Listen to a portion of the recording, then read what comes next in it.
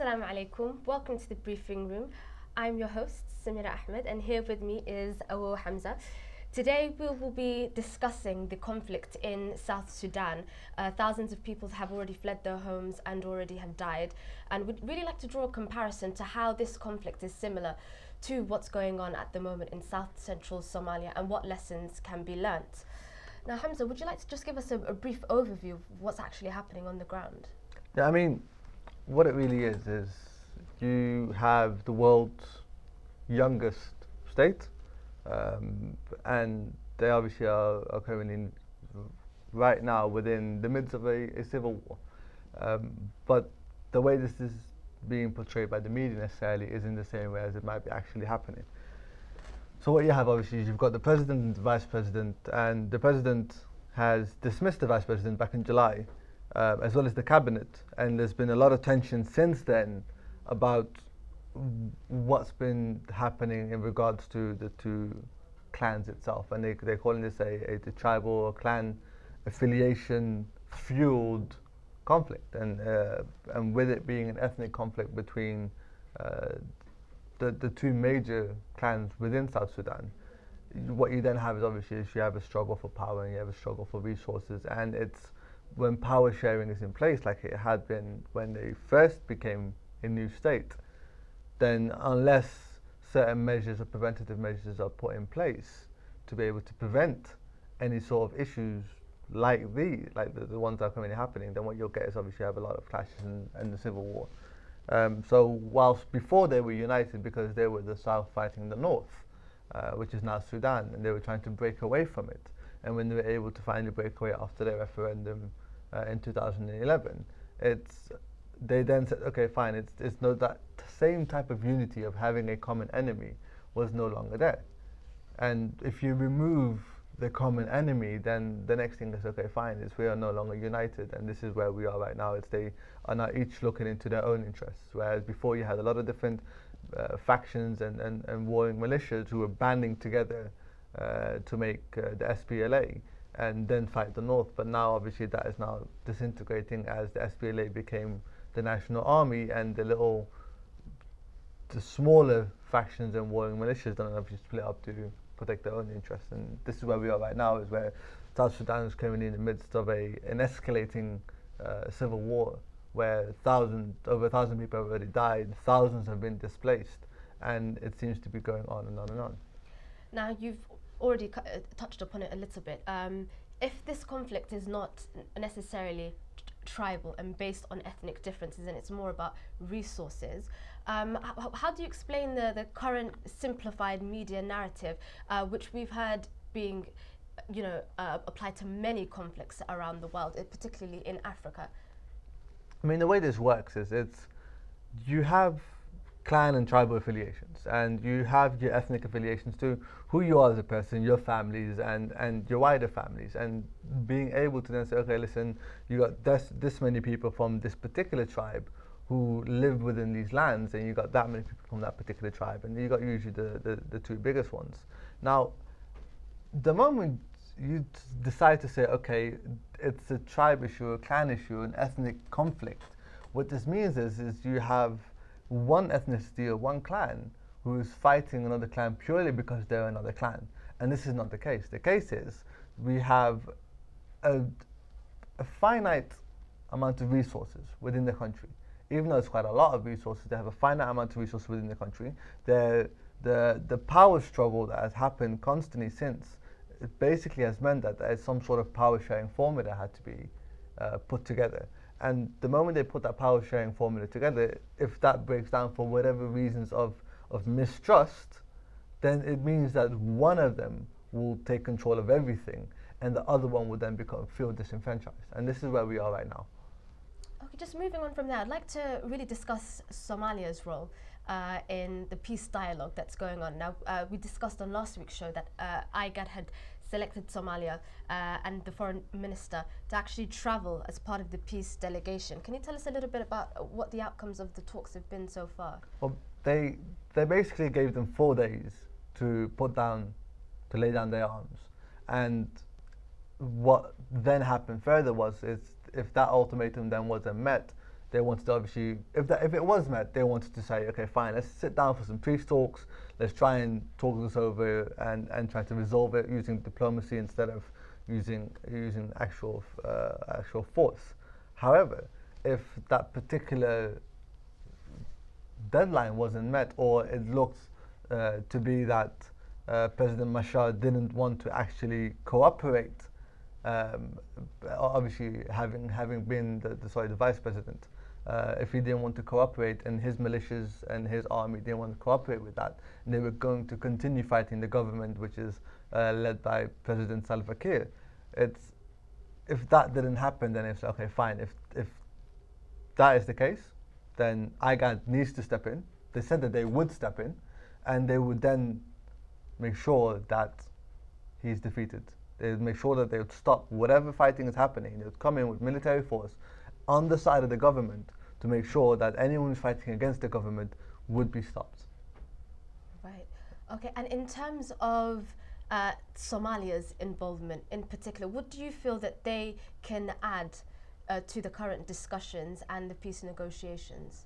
I mean, what it is really is Somalia right now, they have a long-standing understanding of what it means to have different warring factions within your country and how to then try and deal with those.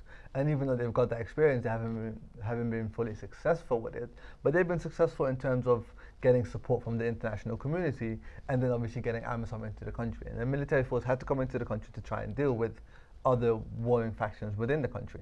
Now, from that perspective, I don't really see much else that Somalia can contribute, because so far they haven't been willing to sit down and actually discuss things with Al-Shabaab. They haven't had any peace talks. It's basically they've been banned and labeled as a terrorist organization, and that was it. And I appreciate that they obviously have aligned themselves with Al-Qaeda, and there are other factions as well. But really and truly, even if you look at the other little things, you had the issues with Jubaland, which was going on, and there were clashes before any talks were happening. And they haven't really been able to successfully try and formulate some form of diplomacy within the country itself. So it's good that they're trying to do diplomacy outside of the country and try to reestablish Somalia within the international scene. It's a good thing to do. But if you haven't had any success within your own country yourself, then it becomes very hard to sell your credibility towards that, and to try and sell your credibility to say, okay, fine, we have some experience in this, let us try and help you and show you what you need to do to be able to resolve it. Because the first thing that anyone's going to say is, but you used to have issues yourself. Yeah. I mean, furthermore, I'd really be interested to find out what Somaliland's reaction is to the ongoing conflict in South Sudan, and if this is giving them somewhat cold feet in terms of their aspirations for independence. What lessons do you think the current Somaliland administration will be able to draw from how things have played out? I mean, there's a lot of similarities, and not just with Somaliland. I mean, if you look at it, you have the South who wanted to break away from the north of Sudan, and then they wanted to set up their own state, and they've been successful in that. And with that, obviously, they were successful because of the international backing of the actual international forces in other countries. So Somaliland could have a look at that and say, okay, fine, let's try and see what we can do to get this better.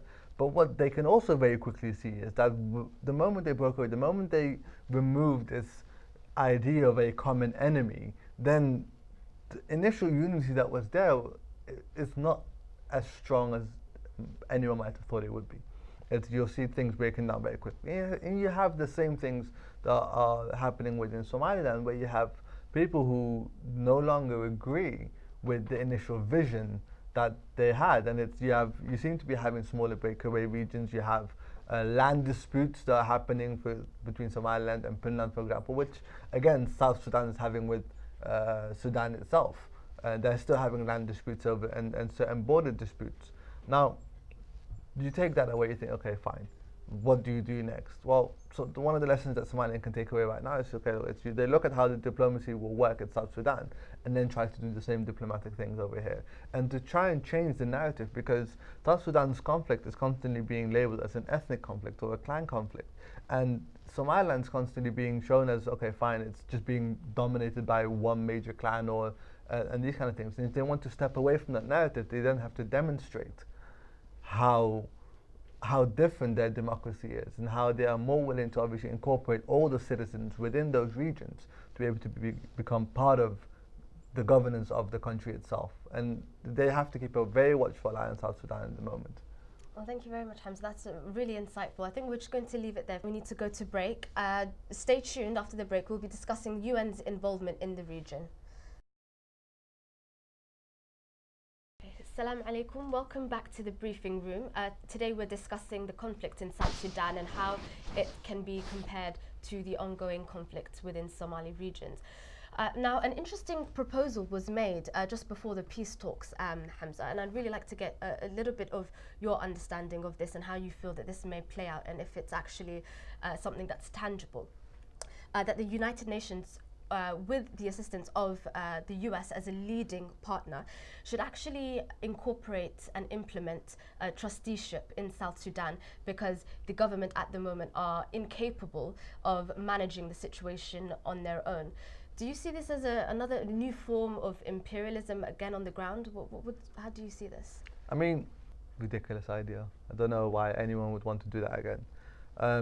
I remember reading the article, and the person initially just got the idea from one particular person that they spoke to on the ground. I think it was a soldier. And they said, okay, fine, yeah, it's currently the government's not doing very well. Perhaps it should be managed for them for the next decade. And then obviously to get the trusteeship, a UN trusteeship, obviously, or the US becoming the leading partner within that trusteeship. Now, that to me is, instead of taking steps forward, that's going 60, 70 years, 80 years back.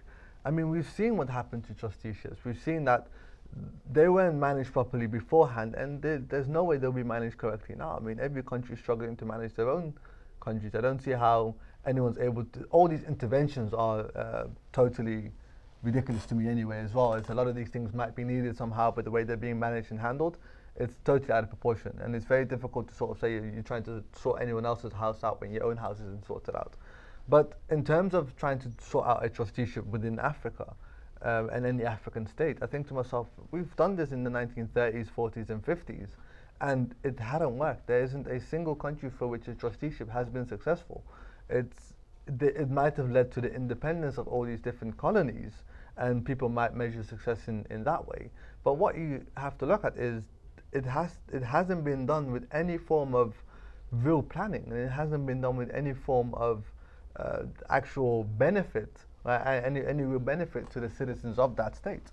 Now, can you imagine any other country taking over the governance of your country and the governance of your state? Now, one of the first few things I'm going to look at is resources.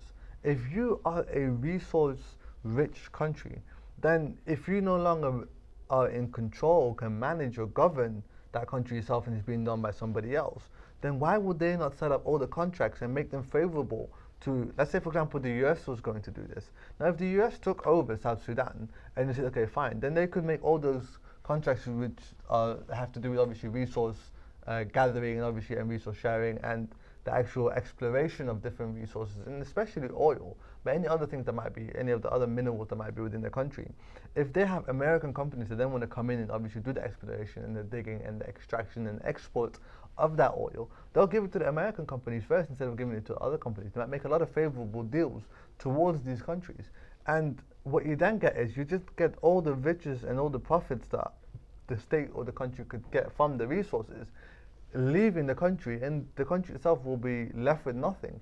And Nigeria hasn't been in a trusteeship in this period of time, but you can see that they have been influenced to make very bad deals, and the country is not getting, it's getting a pittance of the profits that are being generated. Like literally the majority of it all, if not almost everything, is being taken out of the country. The country is seeing very little of those profits, and there are many other examples of that, obviously within the African states. So if any other country comes and takes in, then first of all, okay, fine, you have to look at the resources. Secondly, are they going to govern the country in a way that benefits the citizens or benefits them?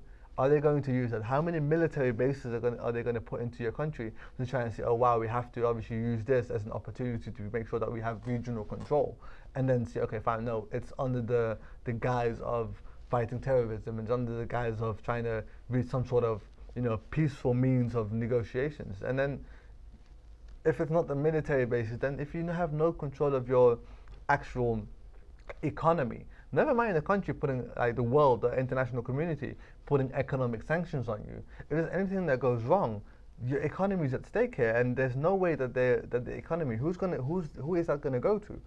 And how much debt would the country be put in with the amount of loans that they might approve from their countries or other countries? And then after they leave those 10 years, then what will happen is it will take like another 50, 60, 70 years for that country to even try to repay the debt. I mean, they'll probably just repay the interest on that debt for that long. And this is where a lot of the countries are having problems with right now. So if the trusteeship continues on, and the idea is preposterous, really it is, but if it continues, then you really and truly, you are literally at the mercy of somebody else, and there's no way that you have any opportunity to try and govern yourself and make your own decisions. And that, to me, is just taking away the sovereignty of any nation. And we're going backwards. Essentially, I know they call it a trusteeship, but let's be honest about it. It's a colony. You become recolonized, not just militarily colonized, politically colonized, economically colonized. You have literally become a colony. And we're going to go back to that at the moment in the States. And I wouldn't trust any country in the world to be able to do this for another country. The United States definitely isn't a good example to do so. And everyone looks at the United Nations anyway, and I don't think the United Nations is as a reputable organization as people make it out to be. Do you think that this is something that could possibly be proposed to Somali regions at any point? To form a trusteeship? Yeah. It could be proposed. I don't see why anyone wouldn't want to propose it, but they didn't have to. The whole trusteeship part, they're doing it in another way.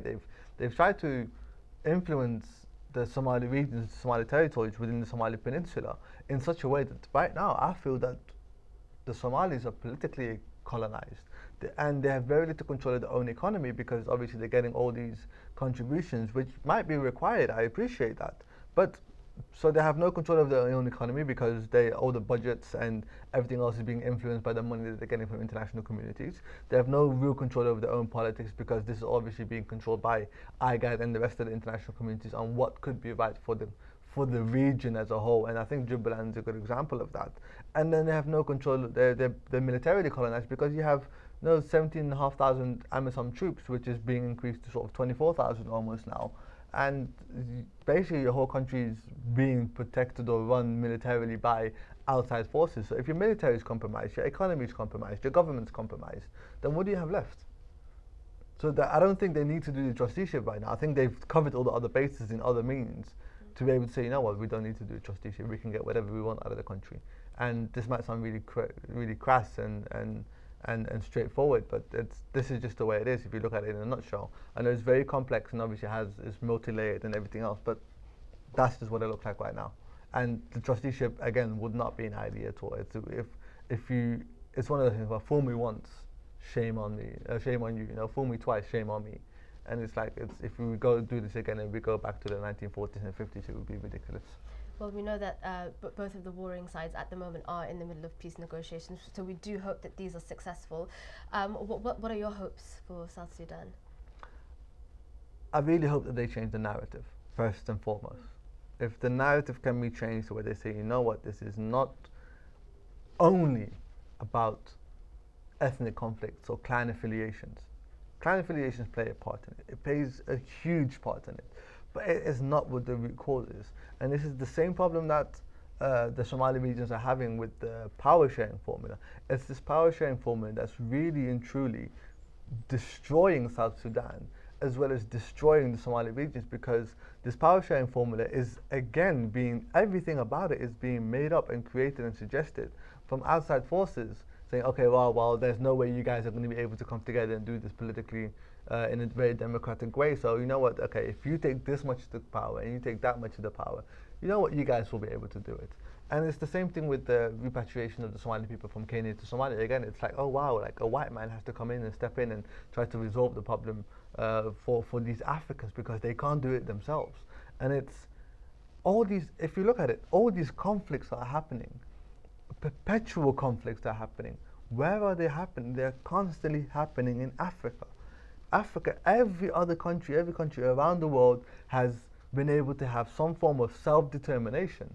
But Africa hasn't been able to do that ever since the colonies. it's every time they have tried to do something like that, it's like, oh wow, no, actually no, it's going against our interests, and we have interests in Africa and on the ground, and we can't really do this, and you're not playing. We gave you independence, but you're not really playing along with the rules that we set for you. So really and truly, we're going to either block you from this, sanction you with that, or if you don't play along with the rules, then you know what? We'll actually we've been able to put you in place. We'll remove you from everything else. And the amount of CIA operations that have been happening there is ridiculous. I think one of the biggest culprits of meddling within African states, probably when it comes to perpetual conflicts, in my opinion, would be France. France has had a huge impact. I think France has been very overt about it, and the United States have been very inert about it, and has been very undercover about all the things that they want to do, and try and destabilize certain regions to make sure that they put in people in place of powers that are friendly towards them, that are friendly towards their policies and their interests. And as an American, if I was American, I'd be like, you know what, look, I've got my interest to protect. I don't care who I have to ruin. This is fine. And you can see why they're doing it from their perspectives. But is it moral? No. Is it just? No. Yet they want to become the justice police. And the same with the United Nations. It's the United Nations is looked at as a reputable organization, where in reality it is not. It's just a group of countries, and especially the Security Council, it's just a group of countries that are not, oh wow, they're the most just and they're the most developed. Well, they might be developed industrially, and a lot of they might be developed politically within their own countries. But really and truly, it's just the most powerful countries that have come together, and this hasn't gone right ever since it used to be called the League of Nations. And ever since then till now, it's basically said, okay, fine, you got the West, you got the East, let's try and solve our differences by trying to create the UN Security Council, and within that then say, okay, actually fine, but do you see an African country that has real power under it? No. This is why I am really for example, things like the BRICS and them starting up their own version of this. And that's why I'm really for like an alternative World Bank being done that is more conducive and allows more of the non-UN Security Council states, or the non the non-African states, or the non-Western states, for a lot of the African states and Southern American states to come together and say, you know what, let's do something about what we can do. And for South Sudan, if you're going back to it, it's South Sudan and Somalia, what they really need to do. And a lot of the African states is, we have to look at a form of governance that is suitable for us, that will benefit our people, that will make sure that we can put in the work for the next 5 years, 10 years, and that will develop our country to make sure that we become self-sufficient, that we can sustain ourselves, that we become that we have a element of self-determination within the geopolitics of the region, that we can contribute to the international community of countries, as well as say, you know what, we're doing this and we can protect our own interests. Right now, we're just, a lot of South Sudan and Somali Peninsula, they are sitting at the table, but they're not eating. People are eating off their plates. They're just sitting there saying, okay, fine, you know what, we're sitting at the table, great, but if you're not eating, there's no point. You know, so this is where we need to move on to, and this is the only thing that we need to be able to say, that's fine. If you need help, accept help, look for help, but make sure that whatever you do, have some form of exit strategy. Right now with Amazon, there's no exit strategy. Right now with the way the South Sudan conflict, and if they want to bring the forces in, there's no exit strategy. The French forces in Mali, there's no exit strategy. The troops that they want to put down in the Central African Republic, there's no exit strategy. They want to put in some political governance for the Somali regions, there's no exit strategy. So, okay, for how long are we going to do this? How long is the power sharing formula going to be? And the same with South Sudan. It's basically, for how long are you going to do this? And one particular method will not always work for everybody, and it will not work for a longer, sustained period of time. It's okay, fine, for the next 4 years, this is what we need to do, and then this is where the next. And there's no real long-term visions. And anyone who's had a long-term vision has either been assassinated to move from power. And unfortunately, unless we say, as Africa, we unite, there's no way we're going to do that. They keep just making sure that they stick with the same old rule of divide and conquer, where we go against ourselves and stick with their narrative, and this is something that we really need to change. Well, that's all we have for this evening. Thank you for watching. Jazakallah khair. Awoowe Hamza, it's always a pleasure. We will leave you with some thoughts from people of South Sudan and how they view the current conflict. My name is Samira Ahmed, and you've been watching The Briefing Room. At issue is Sudan's disputed Abyei region, and its rich oil resources.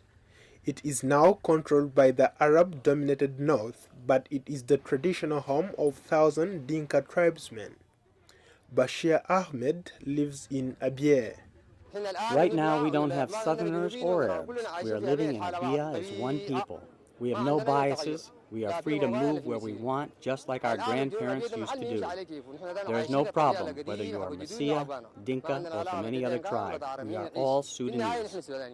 But Abyei's borders are a source of tension between the National Congress Party in the north and the Sudan People's Liberation Movement (SPLM) in the south. They signed a peace agreement in 2005 to end Sudan's long civil war, but they could not agree on which side controls Abyei's oil revenues. 1,000 Dinka tribesmen claim Abyei as their traditional home, but northern Mauritania Arab nomads have long grazed their cattle there during the dry season. Gabriel Ring Ding is a Dinka living in Abyei. Our problem is the ownership of the land. This is a political conflict. It is well known that Abyei belongs to the 9 Dinka tribes. The Permanent Court of Arbitration is expected to rule by the end of the month. Until it does, Abyei remains a land of uncertainty. Many who fled the region during the civil war still have not returned, and southern Sudanese administrators lack the necessary funds to pay for basic services. Nyakil Patit Ayon is a nurse in Abyei. There is a lack of doctors now. Before the dispute, doctors from NGOs were working here. They were foreigners and they were managing the hospital the right way. It was better in those days. Arab Mayok, Abyei's administrator, says that the people are frustrated by the slow pace of the court. Everybody is waiting and see what is going to be the reaction of a losing party if the verdict is out. The United Nations Special Representative to Sudan, Ashraf Kwasi, recently visited Abyei and met with officials from both parties. We've learnt from the experience of last year of what needs to be done, and so have the local authorities, and they're aware of the challenges and of the risks. And we've told them that we are here to help them, will help them. We are reinforcing our capabilities, have done that, but they have the primary responsibility. Both the North and the South have agreed to uphold whatever decision the court makes. But under the 2005 Peace Accord, all Sudanese voters will vote in a referendum in 2011 whether the South can secede from the North. Paul Ndiho, VOA News.